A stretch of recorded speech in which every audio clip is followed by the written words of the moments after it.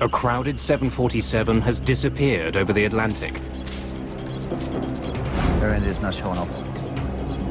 Pieces are found scattered on the ocean's surface. But the vital clues are deeper than any air crash investigation has ever gone. In this accident, we had nothing. It was just mind-boggling. An international recovery effort goes to the very bottom of the sea to rebuild the shattered plane. What they discover will send shockwaves around the world.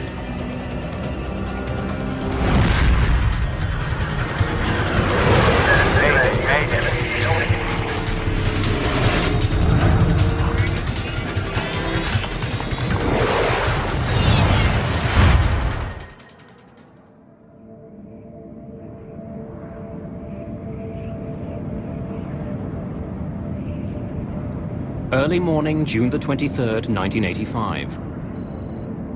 A 747 flies across the Atlantic Ocean, 9.5 kilometers above the water. The jumbo jet is nicknamed Kanishka, after an Indian emperor. And Air India promises passengers it will be a palace in the sky. Indian hospitality is something that the culture prides itself on, and you do experience that when you fly Air India. The colors are rich and warm inside. It's your gateway to India.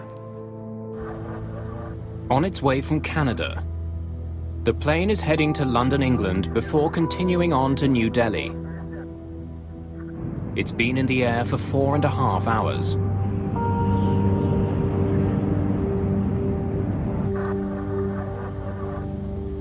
Captain Hansay Narendra is a veteran Air India pilot.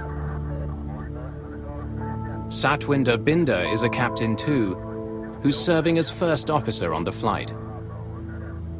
As the plane nears land, Binder talks with the flight's purser.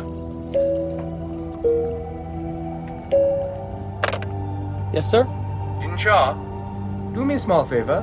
At the back of the plane, seat 54, a boy is sitting there. He just wanted to have a look in the cockpit. Can I send him now? After about 15 to 20 minutes.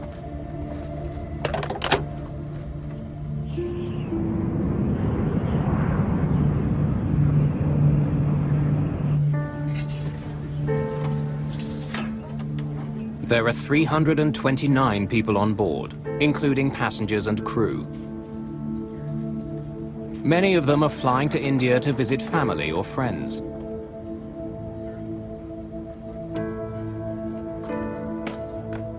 Vishnu Pada is traveling to India with his 2 daughters.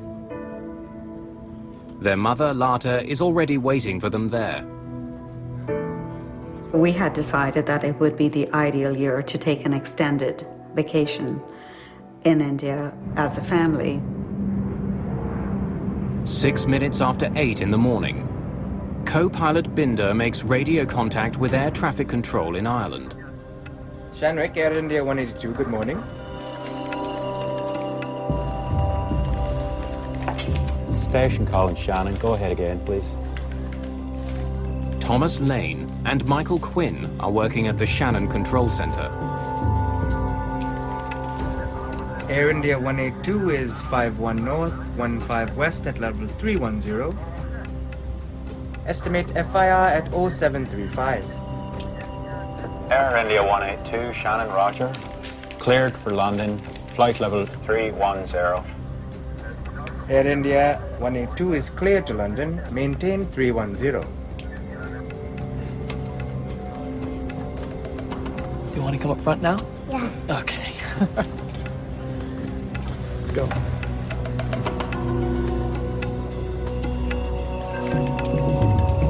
It's a light morning at Shannon Control. They're dealing with just 3 planes. But something peculiar has happened. The signals are all jumbled up. The signals on radar merged so that it was totally impossible to read the call signs and flight levels of any of the 3 aircraft. The Air India 747 is flying at 31,000 feet. A TWA jet is several thousand feet above it, and a CP flight is 2,000 feet higher. All are traveling east. Because the planes are stacked on top of each other, the signals have merged on the controller's two-dimensional screen. Tom moved the tracker ball on radar and separated the signals.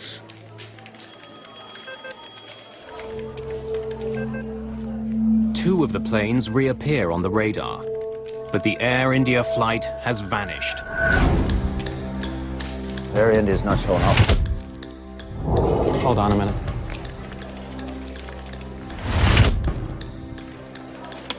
Air India 182, do you read? Air India 182, this is Shannon. Do you read? Over. It's 8:14 in the morning. I had a gut feeling. To this day, I don't know why I picked up the phone.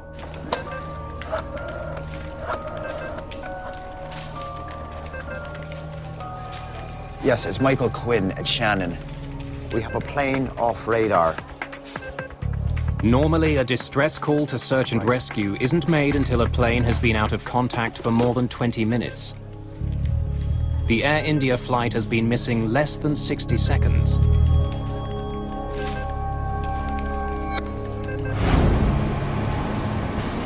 Several ships in the area begin searching for signs of the plane. Its last known position is some 290 kilometers southwest of Cork. Just 2 hours after the plane disappears, a Canadian-owned cargo ship in the area confirms the worst. The first pieces of wreckage are discovered. Uninflated life rafts are spotted bobbing in the cold Atlantic.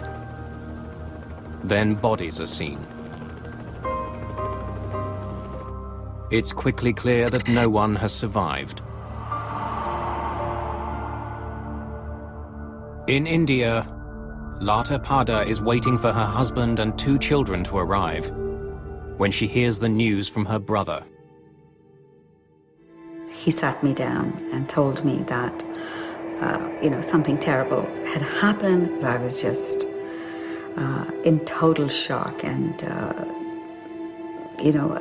part of me was trying to digest the information, and part of me was trying to imagine if indeed the worst had happened, how I was going to continue my life without them.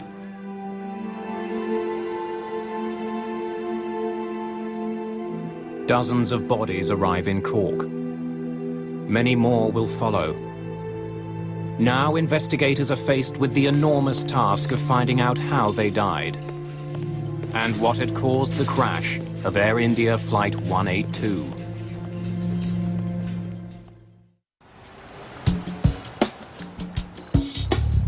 "130,000 people live in the city of Cork. Tucked into the southern coast of Ireland, it's long been a vital seaport.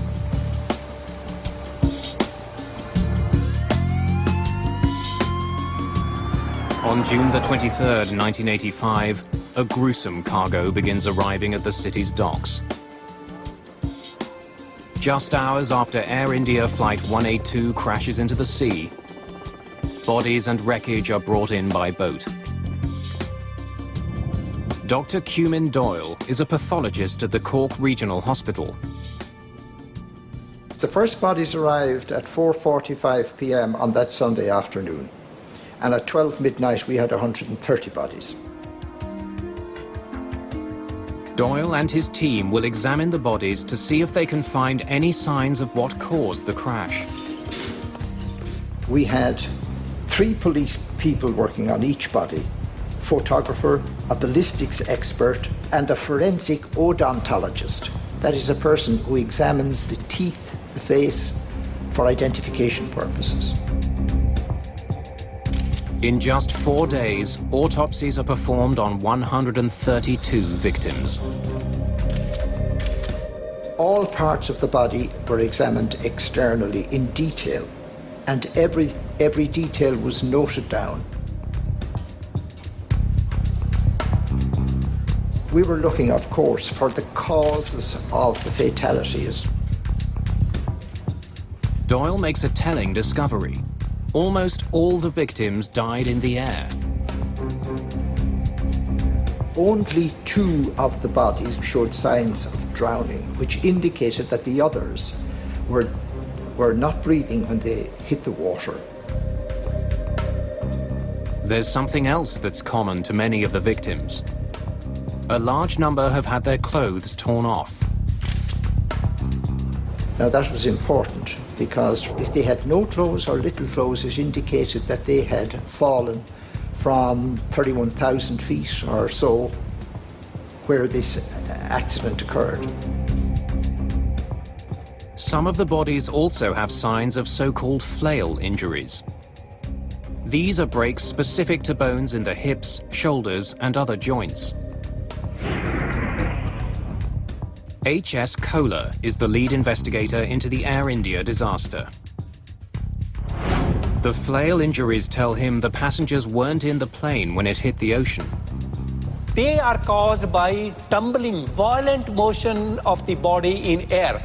And that is the pattern of the injuries when a passenger is thrown out of the aircraft at a high altitude. The autopsies show that somehow the plane had been ripped apart high above the water. Passengers were thrown into the sky long before the plane crashed. The biggest challenge in this accident was that we had no physical evidence available to us in this accident in terms of wreckage, in terms of passengers, crew, or in terms of eyewitnesses. In this accident, we had nothing. The most important job of the investigators is to try to find the plane's black boxes. The 2 devices record cockpit conversation and other technical information about the flight of the plane.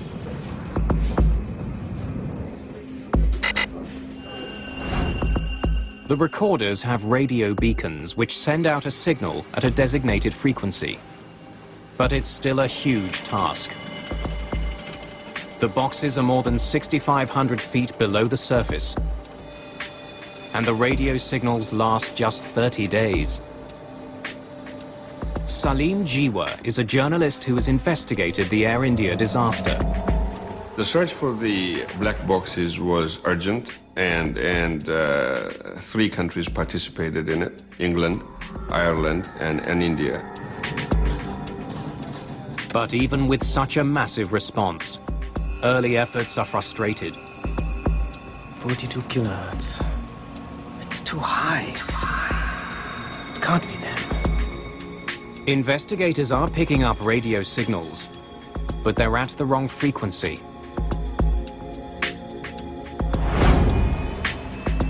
As the search continues, H.S. Kohler and his team study the maintenance history of the plane. They want to know if an undetected flaw had caused the jet to come apart in flight.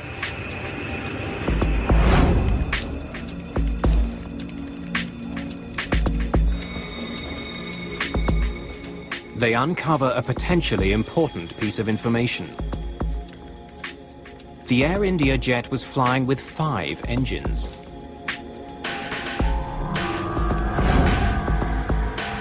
A 747 normally has 4 engines, but it can carry more. The plane was designed so that it could transport a malfunctioning engine beneath its wings. Ground crews can mount the engine to a bracket on the plane. It's exactly what happened to the Air India jet. There was an extra engine that a previous flight had left behind that was mounted on the wing of the aircraft. The extra engine creates substantial drag on the left side of the plane. If the pilots don't properly compensate, the plane will start turning in that direction. And this hypothesis continued that there is possibility that this 5th engine might have caused the breakup of the wing. In fact, investigators discover that before the plane took off for London, the flight engineer noticed problems with the way the engine was attached. There was a small problem in the 5th engine. I've asked them to fix it up. All right. Investigators also learned that some internal parts of the extra engine were taken out and stored in Flight 182's cargo bay. They are so enormous that pieces of the cargo door were removed to make the job easier. Some of the other parts of the engine went into the rear of the aircraft. Aircraft such as the 747 can handle this quite easily. It's routinely done. But if the cargo door wasn't reassembled properly, it could have led to an explosive decompression.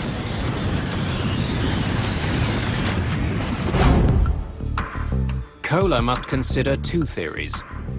Either problems with the door or with the extra engine itself brought down the plane. If either one had taken place, there should be evidence on the plane's black boxes. Finding the recorders has become increasingly important. Almost 2 weeks after the search begins, investigators get news that helps them pinpoint the location of the black boxes. The signal will be higher. So this 42 kilohertz could be it. Tell the boats to look again. The piece of the black box which broadcasts the locator signal is made of ceramic. If it's damaged, the frequency of the signal can change. It means the strange frequency ships detected earlier could be the right one. Both the cockpit voice recorder and the flight data recorder are finally located. But they're so deep, it's difficult to bring them up. The aircraft was at 6,000 feet below the sea, and it was the depth that was sort of defeating. A deep-sea submersible is brought in. But even with this specialized vehicle, and with the location of the black boxes known, it takes 4 attempts to bring the recorders to the surface. Estimate FIR at 0735. Air India 182, Shannon, Roger. Cleared for launch. Lead investigator Kohler now has what he hopes are 2 vital pieces of the puzzle. If there's any problem in the aircraft, the crew will be talking about the problem. They will not be silent about the problem. But when he listens to the cockpit voice recorder, Kohler hears nothing unusual. After the last contact with air traffic control in Shannon, the voice recorder picks up the crew talking about customs seals. It's paperwork that has to be completed before landing. They want about 30 custom seals. Customs? Yeah, custom seals to seal the bar before its arrival. The conversation ends in mid-sentence. That was it, and then everything was, of course, silent. The plane's flight data recorder tells a similar story.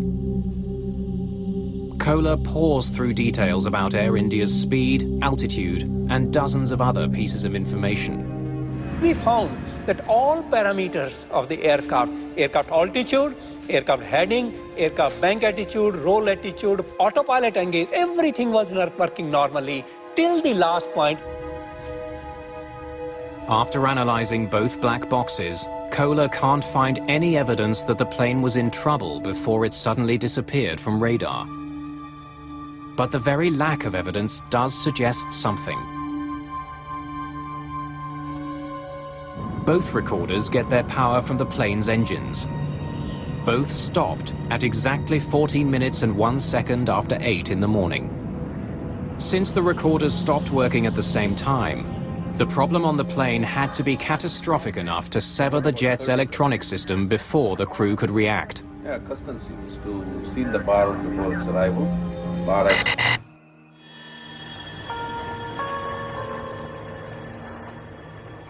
Investigators are becoming convinced that there are only 2 possible explanations for the crash: a devastating decompression or a bomb.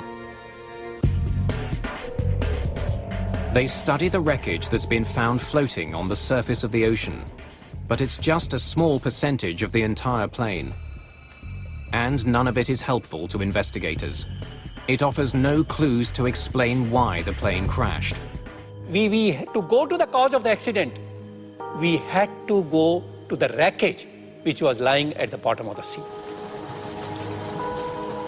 But what parts of the plane should investigators focus on? The black boxes were equipped with radio transmitters which made them easier to find. But the debris field is deep underwater and enormous, some 16 kilometers long and 6 kilometers across.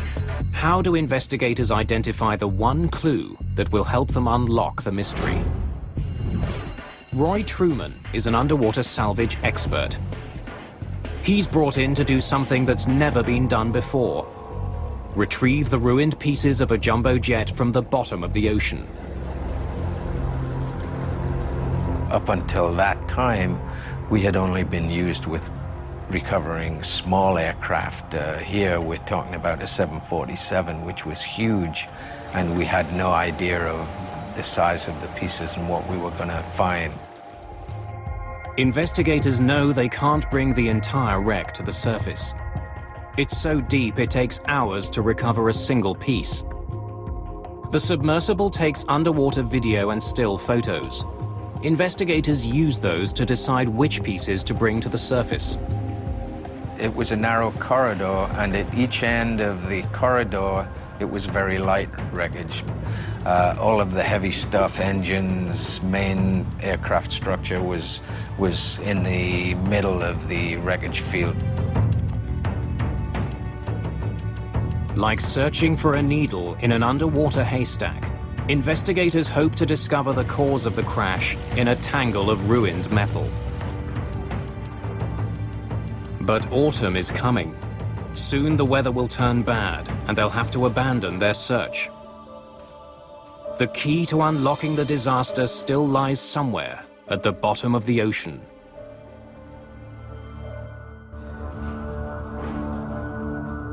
Investigators from India are scouring the ocean floor, trying to find out why Air India Flight 182 fell from the sky. As the work continues in Ireland, there's growing suspicion in Canada that the Air India crash was no accident. As police and investigators sift through the list of passengers on the plane, they find something peculiar. Many of the passengers who were on Air India Flight 182 began their day in Vancouver. They were using another plane to connect to Flight 182. One of the passengers who bought a ticket for that plane never got on. Well, the passenger, we have never identified him per se, but the ticket identified him as M. Singh. It simply had an initial, but no full name. We believe that name to be was fictitious, and that the person never intended to travel. While he never boarded the plane, M. Singh did check in. Next, please. On your way to Toronto? And I want my bag checked through to Delhi. Sir, I can't do that. Your reservation is only confirmed to Toronto. Oh, I am confirmed. This is my ticket. Jeannie Adams is a ticket agent working for Canadian Pacific. Mr. Singh, you are on standby to Delhi. I can't. But then I have to pick up my bag. I can't check your bags through to India if you are not confirmed.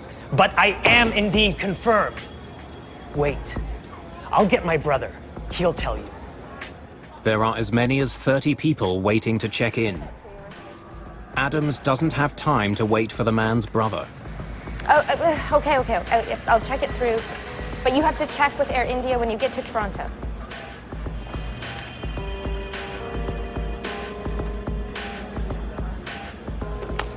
Your seat is 10B. Even though Singh doesn't have a ticket taking him to India, his bag is checked straight through. His luggage is loaded, but no one notices that Singh never boards the plane that leaves Vancouver. She broke the rules as they were. She should not have allowed that to go through for New Delhi Interline. But she was so bullied and so browbeaten by Mr. Singh in front of everybody else that I think to her eternal sadness and heartbreak, she gave in. Singh's maroon bag didn't raise any concerns when it was loaded in Vancouver. Since the Air India flight was international, When the bag arrived in Toronto, it faced a more strict series of inspections. This is what it will sound like.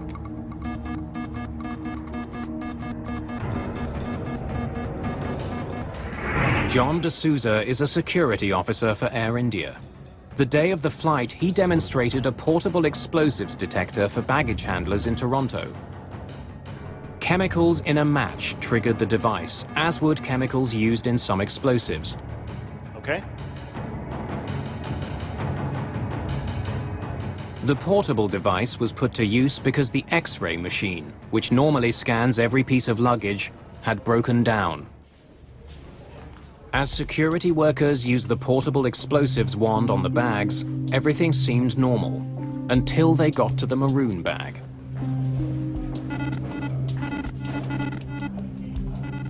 The bag did trigger the device, but the sound it made was very different from the one workers heard during the demonstration. The bag was passed and allowed on board the plane, eventually flying towards England.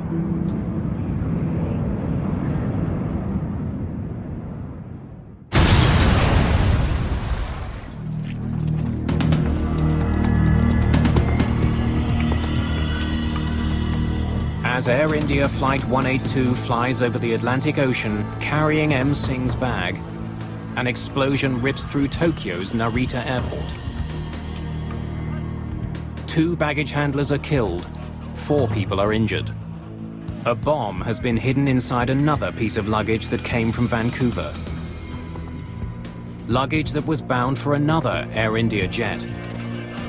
And it was headed for the cargo hold when it exploded on the ground. Once it was put on, the bag was probably just thumped a little bit, and it exploded as the 2 Japanese baggage handlers were putting it on a conveyor belt.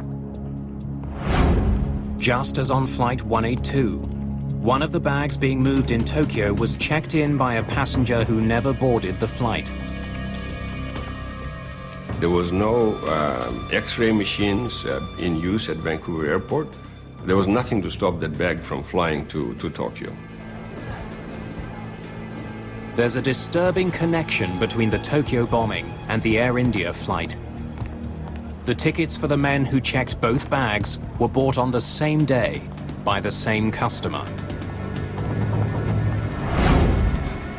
The single crash of Air India Flight 182 has suddenly become part of a much larger story.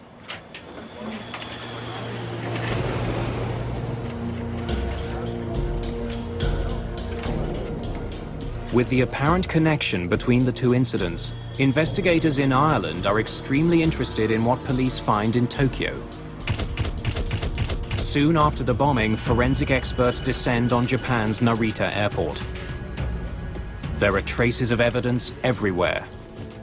Amazingly, Japanese forensic experts were able to pick out tiny parts and fragments, and all the analysis finally led Japanese police to identify the vehicle that was used to carry the bomb. Experts even find serial numbers on pieces of the wreckage.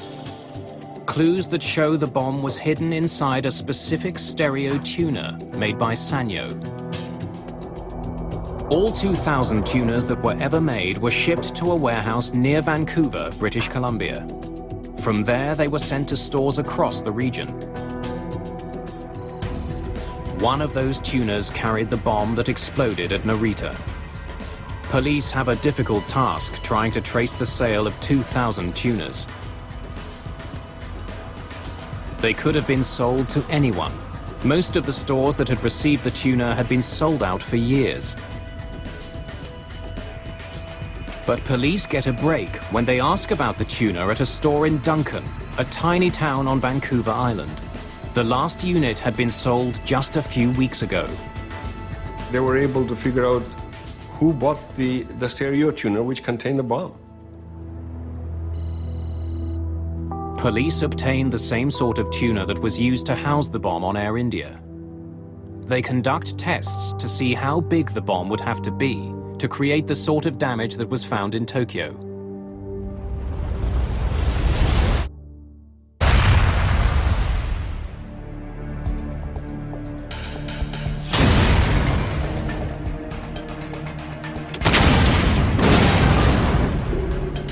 there was a progressive experimentation using dynamite to find out the extent of damage particular strengths of dynamite would cause.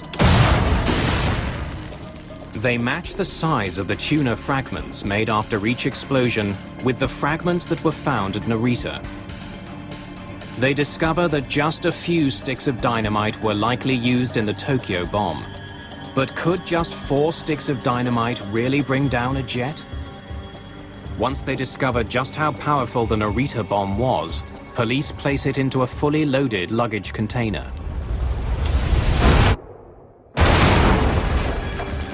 The devastation is enormous. Any decompression caused by an event, an explosive device in the luggage hold, would be sufficient to cause catastrophic results for that aircraft. You don't need much. 4 sticks of dynamite can do the job.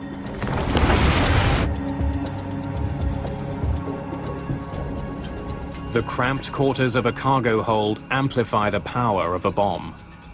Tests conducted at Penn State University show that the shock waves created from a bomb blast don't travel in just one direction, but reverberate inside a luggage container, building on each other, vastly increasing the initial force of the explosion. If a bomb had indeed exploded in the cargo hold of Air India, it would have caused enormous amounts of destruction.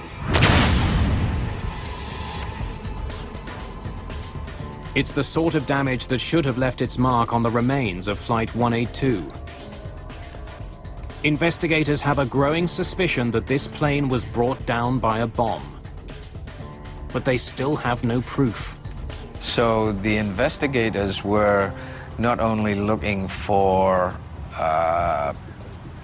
something that was broken that might have caused the failure, but they were looking for signs of what caused the explosion, such as burning or solvent stains or possibly shrapnel in seats. It meant a lot tighter scrutiny of every piece of wreckage. We kept on analyzing each photograph. Is it giving any indication of an explosion? Is it giving any impact damage? Knowing his time is running out, Kohler selects a few key pieces of the plane to bring to the surface.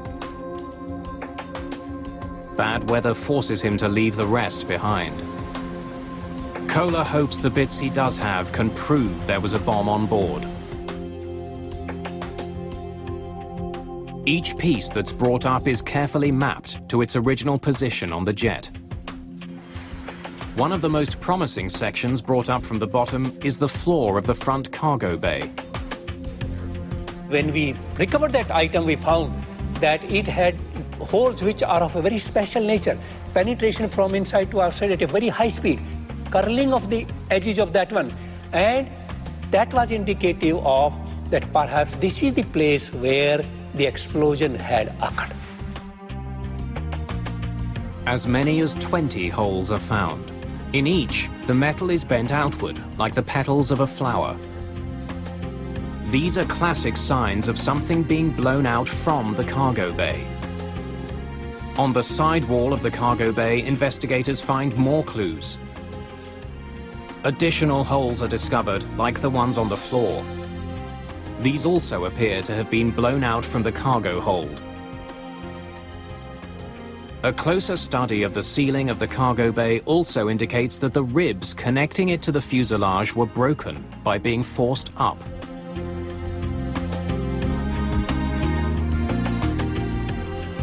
Investigators are convinced that the wreckage shows that a bomb had exploded in the forward cargo hold. If the bomb had gone off in the front of the plane, it would explain why the flight data recorder and cockpit voice recorder cut off so quickly.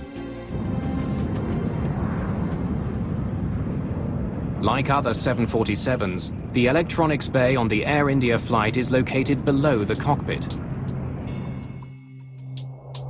Many of the important electrical systems on the plane run through here. The forward luggage compartment is right beside it.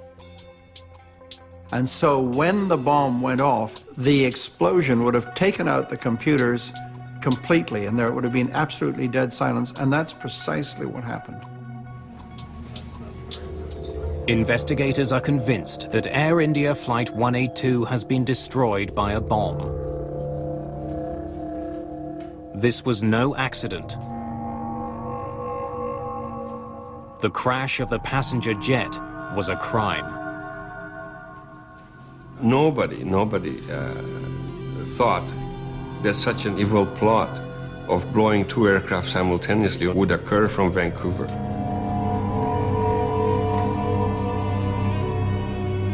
Exhaustive detective work creates a clear picture of what likely happened on board the Air India jet. In Toronto, M. Singh's bag is taken off the Vancouver flight and moved onto the Air India jet.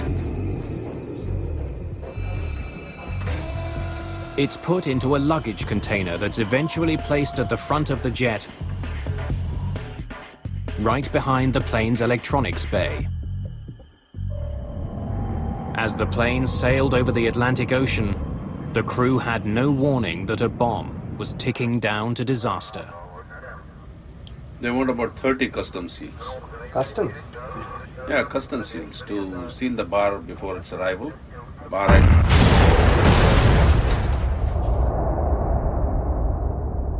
When the force of the blast hit the floor of the jet, it pushed it violently upwards. The thin fuselage would have been blown apart.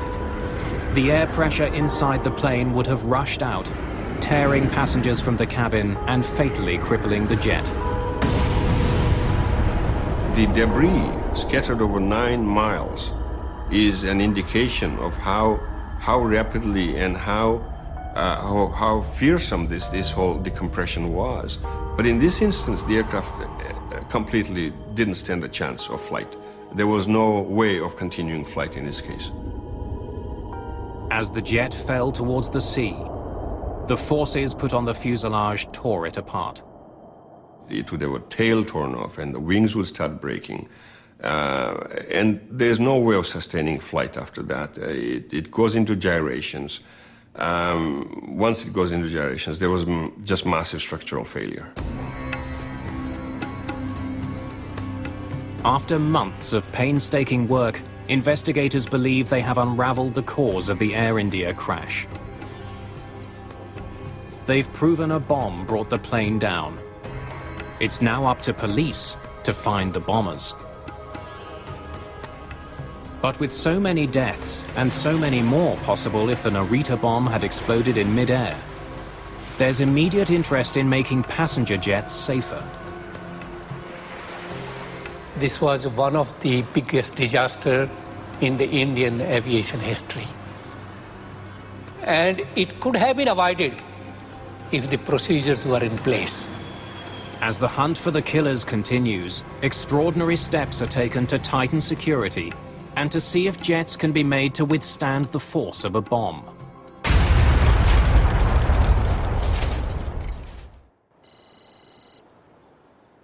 It's May 1997. More than 10 years after a terrorist bomb destroyed Air India Flight 182.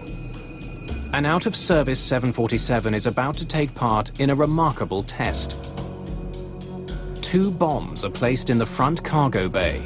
2 more are put in the back.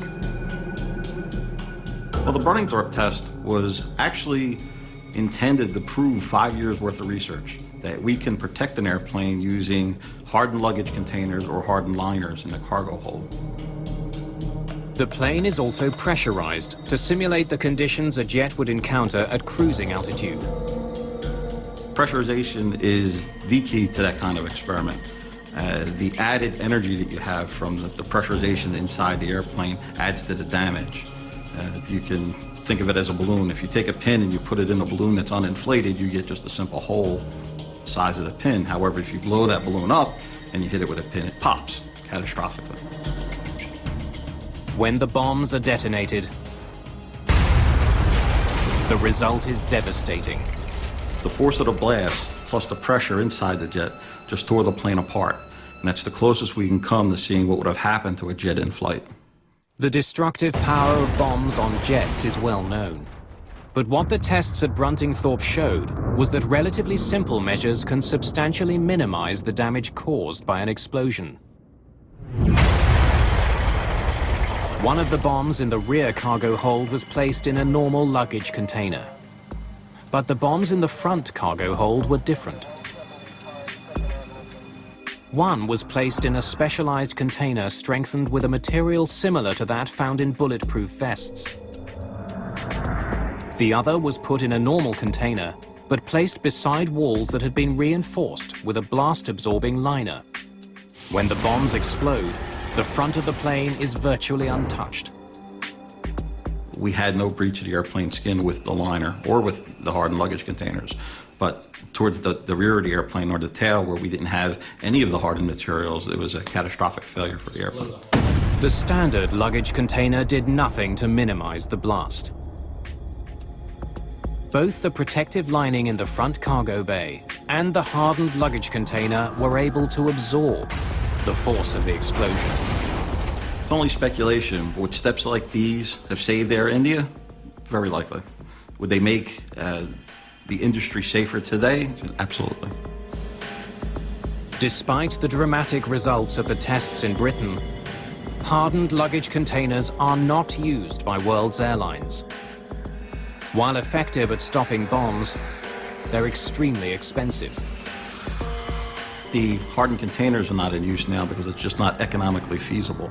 The containers cost the tens of thousands of dollars just to purchase, and they're very fragile. They're composite materials, so if you run into the side of them with a forklift, they're pretty much useless from that point forward.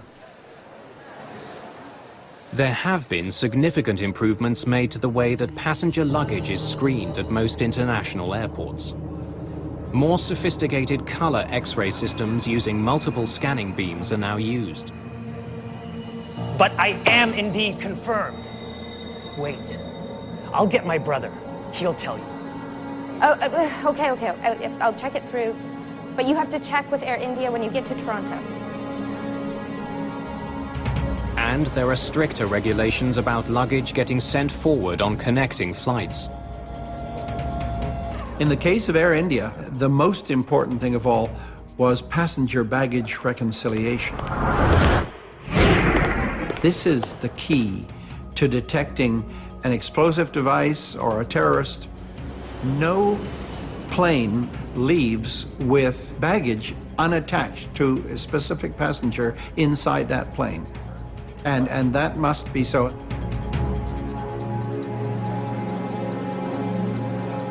Your seat is 10B.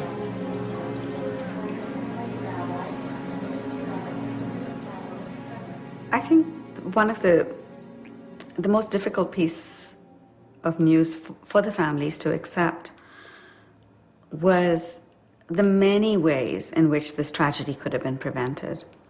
I mean, it was absolutely unforgivable that a bag could be interlined to another destination without a passenger accompanying it.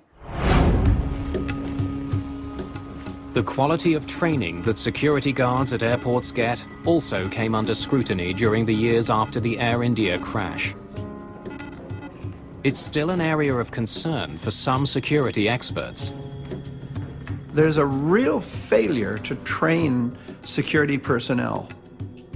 And that failure is because you cannot pay rent-a-cops subsistent wages to look after your security when you get on board an aircraft. In the Air India case, police eventually traced the bombing to Sikh extremists living in Canada. They're fighting to have an independent Sikh homeland created in India. The man who confessed to assembling the bomb is sent to prison. The man suspected of masterminding the plot is killed several years later while under arrest in India. Both men had deep ties to Canada's West Coast Sikh community. It's a connection that still bothers Lata Pada. It was a deliberate act of terrorism, and hurts even more that they were executed by Canadians on Canadian soil, against Canadians. More than 20 years after the destruction of the Air India flight, the shock of the day is still fresh. And many questions remain unanswered. We still don't know who the two people were who checked in the bags. Apart from the basics of who made the bomb, we don't know much about who else assisted them. We don't know who picked up those tickets. There's a vow of silence that has hindered the investigation. This inquiry will be launched immediately. In 2006, the Canadian government launched an inquiry into the Air India bombing, another investigation of what happened and why. The shocking death of so many is a continuing source of anger and disbelief.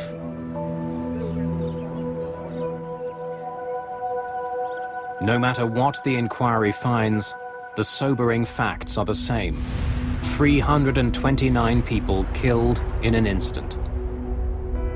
There are memorials now in Ireland and Canada, mourning the victims of the Air India crash, marking the day a terrorist bomb ripped through the lives of so many. It's just so tragic about all our lives that we lead. Every day is an ordinary day in our lives, but some days, unexpectedly, something completely, totally unexpected shatters your life, and that was one of those moments.